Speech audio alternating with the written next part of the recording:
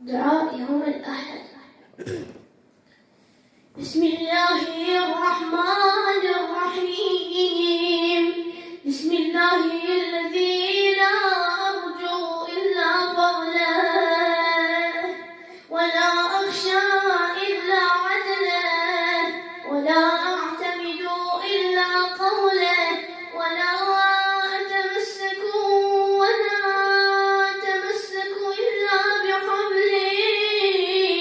بك أستجير يا ذا العفو والرضوان، من الظلم والعدوان، ومن غير الزمان، وتواتر الأحزان، ومن طوارق الحسان، ومن انقضاء المدة قبل التأهب والعدة. وإياك أسترشد بما فيه الصلاح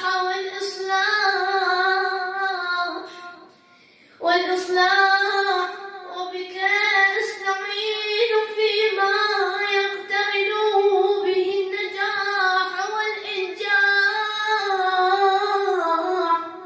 وإياك أرغب في لباس العافية وتمامها، وشمول السلامة ودوامها.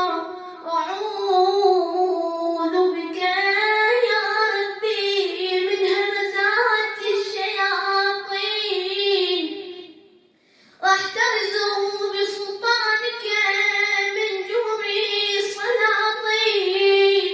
فتقبل ما كان من صلاتي وصومي،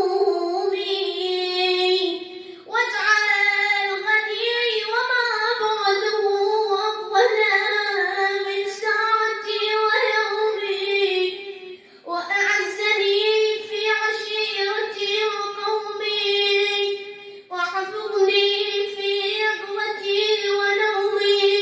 فأنت الله خير حافظا، فأنت الله خير حافظا، وأنت أرحم الراحمين.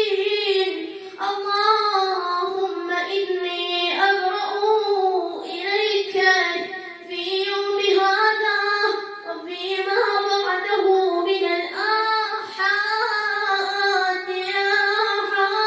والإلحاد، ما بعده من الآحاد من الشرك والإلحاد.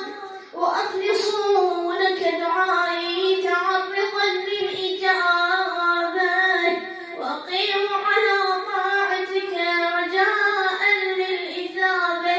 فصل على محمد وآل محمد خير خلقك الداعي إلى حقك، وأعزني بعزك الذي لا يضام، واحفظني بعينك التي لا تنام، واختم بالانقطاع إليك أمري، واختم بالانقطاع